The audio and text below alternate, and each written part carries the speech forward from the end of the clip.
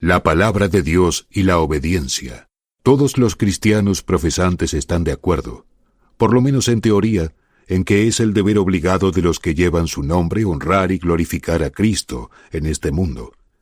Pero en cuanto a cómo se debe hacer esto, en cuanto a lo que Él requiere de nosotros para este fin, hay una amplia diferencia de opinión. Muchos suponen que honrar a Cristo significa simplemente unirse a alguna iglesia, participar y apoyar sus diversas actividades. Otros piensan que honrar a Cristo significa hablar de Él a los demás y dedicarse diligentemente al trabajo personal. Otros parecen imaginar que honrar a Cristo significa poco más que hacer contribuciones financieras liberales a su causa. Pocos se dan cuenta de que solo se honra a Cristo cuando vivimos santamente para Él, y eso caminando en sujeción a su voluntad revelada. Pocos realmente creen en esa palabra. He aquí que obedecer es mejor que los sacrificios, y escuchar que la grasa de los carneros. Primera de Samuel 15:22. No somos cristianos en absoluto, a menos que nos hayamos rendido completamente y hayamos recibido a Cristo Jesús el Señor. Colosenses 2:6. Le rogamos que reflexione diligentemente sobre esta afirmación. Satanás está engañando a muchos hoy en día, haciéndoles suponer que están confiando salvadoramente en la obra terminada de Cristo, mientras que sus corazones permanecen inalterados y el yo sigue gobernando sus vidas. Escuche la palabra de Dios. La salvación está lejos de los impíos, porque no buscan tus estatutos. Salmo 119:155. ¿Buscas realmente sus estatutos? ¿Escudriñas diligentemente su palabra para descubrir lo que Él ha ordenado? El que dice, yo lo conozco, y no guarda sus mandamientos, es un mentiroso, y la verdad no está en él. Primera de Juan 2:4. ¿Qué puede ser más claro que eso? ¿Y por qué me llamáis Señor, Señor, y no hacéis lo que yo digo? Lucas 6:46. Lo que Cristo exige es la obediencia al Señor en la vida, y no solo palabras brillantes de los labios. Qué palabra escrutadora y solemne es la de Santiago 1:22. Pero sed hacedores de la palabra, y no solamente oidores, engañándoos a vosotros mismos. Hay muchos oidores de la palabra, oyentes regulares, oyentes reverentes, oyentes interesados. Pero por desgracia, lo que oyen no se incorpora a la vida, no regula su camino, y Dios dice que los que no son hacedores de la palabra se engañan a sí mismos. ¡Ay, cuántos de ellos hay hoy en la cristiandad! No son hipócritas, sino ilusos. Suponen que porque tienen tan claro que la salvación es solo por gracia, son salvos. Suponen que porque se sientan bajo el ministerio de un hombre que ha hecho de la Biblia un libro nuevo para ellos, han crecido en gracia. Suponen que porque su almacén de conocimiento bíblico ha aumentado, son más espirituales. Suponen que el mero hecho de escuchar a un siervo de Dios o leer sus escritos es alimentarse de la palabra. No es así. Nos alimentamos de la palabra solo cuando nos apropiamos personalmente, masticamos y asimilamos en nuestras vidas lo que escuchamos o leemos. Donde no hay una creciente conformidad del corazón y de la vida con la palabra de Dios, entonces un mayor conocimiento solo traerá una mayor condenación. Y aquel siervo que conoció la voluntad de su Señor, y no se preparó, ni hizo según su voluntad, será azotado con muchos azotes. Lucas 12:47. Siempre aprendiendo, y nunca pudiendo llegar al conocimiento de la verdad. Segunda de Timoteo 3:7. Esta es una de las características prominentes de los tiempos peligrosos en los que estamos viviendo. La gente oye a un predicador tras otro, asiste a una y otra conferencia, lee un libro tras otro sobre temas bíblicos y, sin embargo, nunca llega a un conocimiento vital y práctico de la verdad como para tener una impresión de su poder y eficacia en el alma. Existe una cosa llamada hidropesía espiritual, y hay multitudes que la padecen. Cuanto más oyen, más quieren oír. Beben los sermones y los discursos con avidez, pero su vida no cambia. Se enorgullecen de su conocimiento, pero no se humillan en el polvo ante Dios. La fe de los elegidos de Dios es el reconocimiento, en la vida, de la verdad que es conforme a la piedad. Tito 1:1. Pero a esto, la gran mayoría es totalmente extraña. Dios nos ha dado su palabra no solo con el propósito de instruirnos, sino con el de dirigirnos, para dar a conocer lo que Él requiere que hagamos. Lo primero que necesitamos es un conocimiento claro y definido de nuestro deber, y lo primero que Dios exige de nosotros es una práctica concienzuda del mismo, correspondiente a nuestro conocimiento. ¿Qué pide Yahvé de ti, sino que hagas justicia, ames la misericordia y andes humildemente con tu Dios? Miqueas 6:8. Oigamos la conclusión de todo el asunto. Teme a Dios y guarda sus mandamientos, porque este es el deber del hombre. Eclesiastés 12:13. El Señor Jesús afirmó lo mismo cuando dijo: Vosotros sois mis amigos, si hacéis todo lo que yo os mando. Juan 15:14. El hombre se beneficia de la palabra cuando descubre las exigencias de Dios sobre él, sus exigencias sin desviaciones, porque Él no cambia. Es un gran y grave error suponer que en la presente dispensación Dios ha rebajado sus exigencias, pues eso implicaría necesariamente que sus exigencias anteriores eran duras e injustas. No es así, por lo cual la ley es santa y el mandamiento santo, justo y bueno. Romanos 7:12. La suma de las exigencias de Dios es: amarás al Señor tu Dios con todo tu corazón, con toda tu alma y con todas tus fuerzas.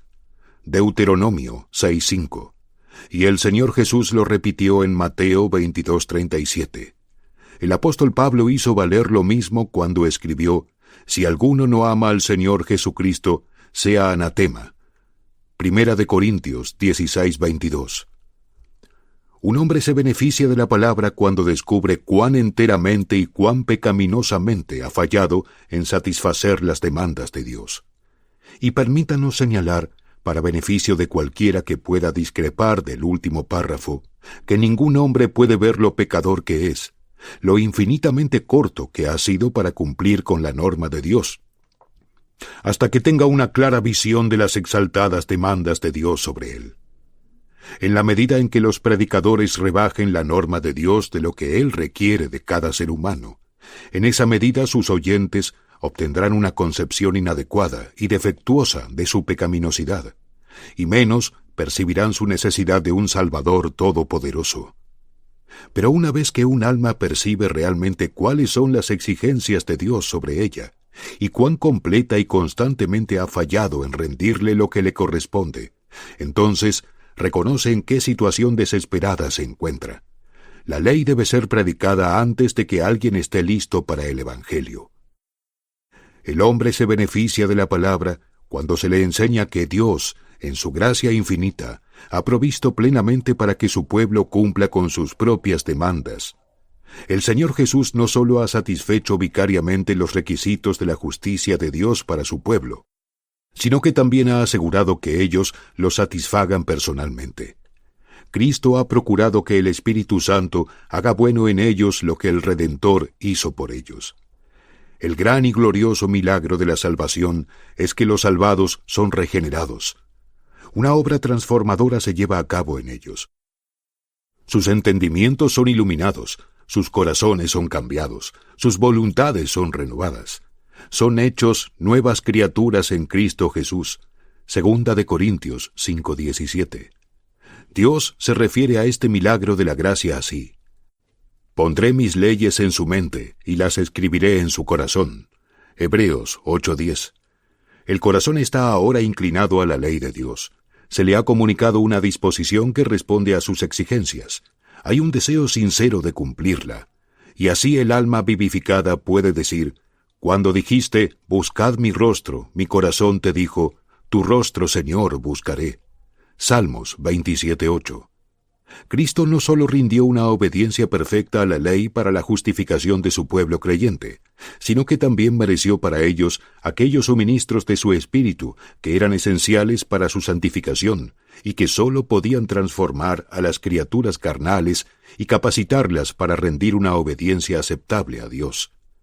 Aunque Cristo murió por los impíos, Romanos 5:6, aunque los encuentra impíos, Romanos 4:5, cuando los justifica, no los deja en ese estado abominable. Por el contrario, Él les enseña eficazmente por su Espíritu a negar la impiedad y los deseos mundanos. Tito 2:12. Así como no se puede separar el peso de una piedra o el calor de un fuego, tampoco se puede separar la justificación de la santificación. Cuando Dios realmente perdona a un pecador en el tribunal de su conciencia, bajo el sentido de esa asombrosa gracia, el corazón se purifica, la vida se rectifica y todo el hombre se santifica. Cristo se entregó a sí mismo por nosotros para redimirnos de toda iniquidad y purificar para sí un pueblo peculiar, celoso de, no descuidado de las buenas obras. Tito 2:14. Al igual que una sustancia y sus propiedades, las causas y sus efectos necesarios están inseparablemente unidos. También lo están la fe salvadora y la obediencia consciente a Dios. De ahí que se hable de la obediencia de la fe. Romanos 16:26. El Señor Jesús dijo: El que tiene mis mandamientos y los guarda, ese es el que me ama. Juan 14:21. Ni en el Antiguo Testamento, ni en los Evangelios, ni en las epístolas, Dios tiene a nadie como amante de Él, sino a quien guarda sus mandamientos. El amor es algo más que un sentimiento o una emoción. Es un principio de acción, y se expresa en algo más que en expresiones melosas, es decir, con hechos que agradan al objeto amado. Porque este es el amor de Dios, que guardemos sus mandamientos. Primera de Juan 5:3. Oh lector mío, te engañas a ti mismo si crees que amas a Dios, y sin embargo no tienes ningún deseo profundo, ni haces ningún esfuerzo real por caminar obedientemente ante Él. Pero, ¿qué es la obediencia a Dios? Es mucho más que el cumplimiento mecánico de ciertos deberes. Puedo haber sido criado por padres cristianos y bajo ellos haber adquirido ciertos hábitos morales, y sin embargo, abstenerme de tomar el nombre del Señor en vano y no ser culpable de robar puede no ser obediencia al tercer y octavo mandamiento. De nuevo, la obediencia a Dios es mucho más que ajustarse a la conducta de su pueblo. Puedo alojarme en un hogar donde se observa estrictamente el sábado, y por respeto a ellos, o porque pienso que es un buen y sabio proceder a descansar un día de cada 7, puedo abstenerme de todo trabajo innecesario en ese día, y sin embargo, no guardar el cuarto mandamiento en absoluto. La obediencia no es sólo la sujeción a una ley externa, sino que es la entrega de mi voluntad a la autoridad de otro. Así, la obediencia a Dios es el reconocimiento por parte del corazón de su señorío, de su derecho a mandar y de mi deber de cumplir. Es la completa sujeción del alma al bendito yugo de Cristo. La obediencia que Dios requiere sólo puede proceder de un corazón que lo ama. Todo lo que hagáis, hacedlo de corazón, como al Señor. Colosenses 3:23. La obediencia que surge del temor al castigo es servil. La obediencia que se realiza para procurar los favores de Dios es egoísta y carnal. En cambio, la obediencia espiritual y aceptable se presta con alegría. Es la respuesta libre del corazón y la gratitud por la consideración y el amor inmerecidos de Dios hacia nosotros. Nos beneficiamos de la palabra cuando no solo vemos que es nuestra obligación obedecer a Dios, sino cuando se forja en nosotros un amor por sus mandamientos. El hombre bienaventurado es aquel que se deleita en la ley del Señor. Salmo 1:2.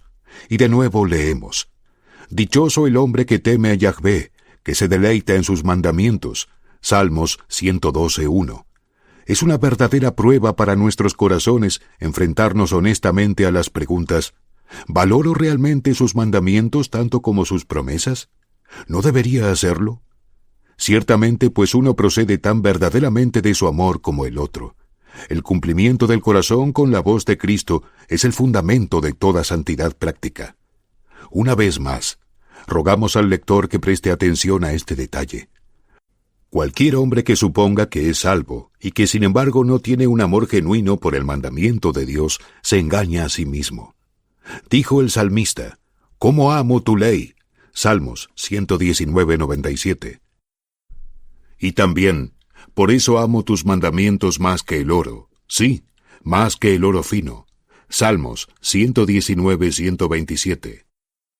Si alguien objetara que eso estaba bajo el Antiguo Testamento, le preguntaríamos, ¿insinúas que el Espíritu Santo produce un cambio menor en los corazones de aquellos a quienes regenera ahora que el que hacía en el pasado?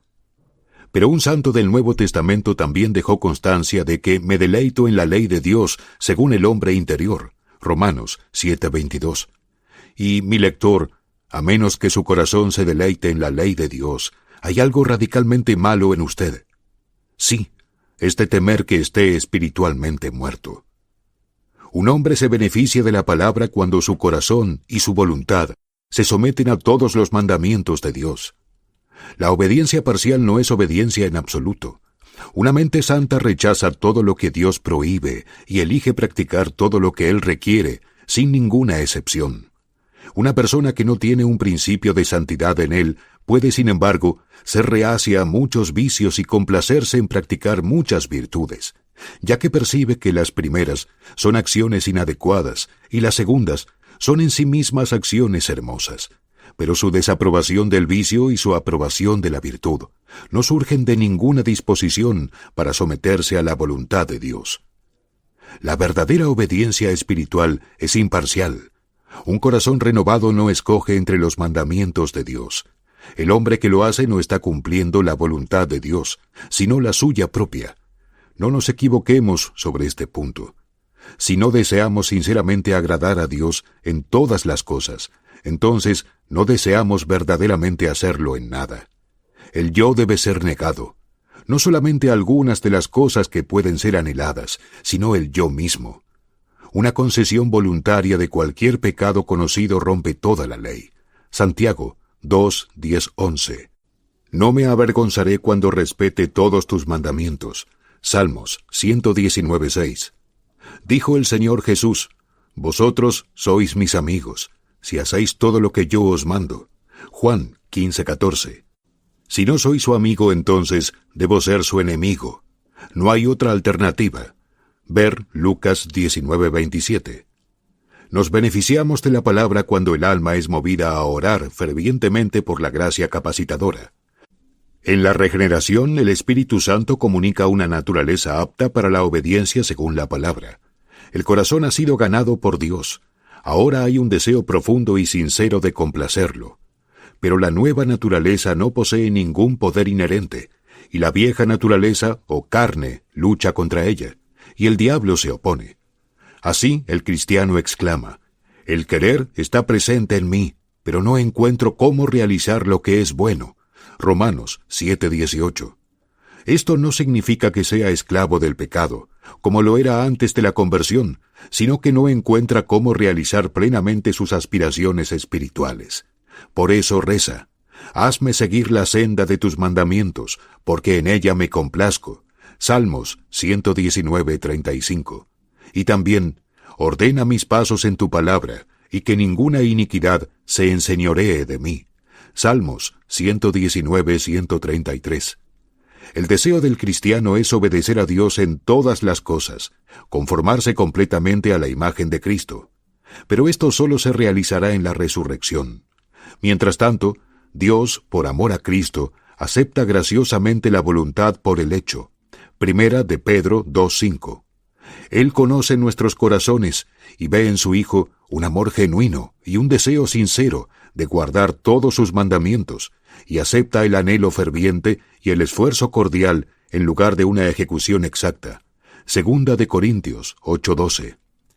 Pero que ninguno de los que viven en la desobediencia voluntaria obtenga una falsa paz y pervierta para su propia destrucción lo que se acaba de decir para consuelo de los que desean de corazón tratar de agradar a Dios en todos los detalles de su vida. Muchos desean escapar del infierno, pero sus deseos no son lo suficientemente fuertes como para llevarlos a odiar y apartarse de lo que inevitablemente debe llevarlos al infierno, es decir, pecar voluntariamente contra Dios. Muchos desean ir al cielo, pero no para entrar y seguir ese camino estrecho que es el único que conduce allí. Los verdaderos deseos espirituales utilizan los medios de la gracia y no escatiman esfuerzos para realizarlos y seguir avanzando en oración hacia la meta que se les ha fijado. Nos beneficiamos de la palabra cuando estamos, incluso ahora, disfrutando de la recompensa de la obediencia. La piedad es provechosa para todo. Primera de Timoteo 4:8. Por la obediencia purificamos nuestras almas. Primera de Pedro 1:22-24. Por la obediencia obtenemos el oído de Dios. Primera de Juan 3:22. Así como la desobediencia es una barrera para nuestras oraciones. Isaías 59:2. Jeremías 5:25. Por la obediencia obtenemos manifestaciones preciosas e íntimas de Cristo para el alma. Juan 14:21. Al recorrer el camino de la sabiduría, completa sujeción a Dios, descubrimos que sus caminos son caminos de placer, y todas sus sendas son de paz. Proverbios 3:17. Sus mandamientos no son gravosos. Primera de Juan 5:3. Y en guardarlos hay gran recompensa. Salmos 19:11.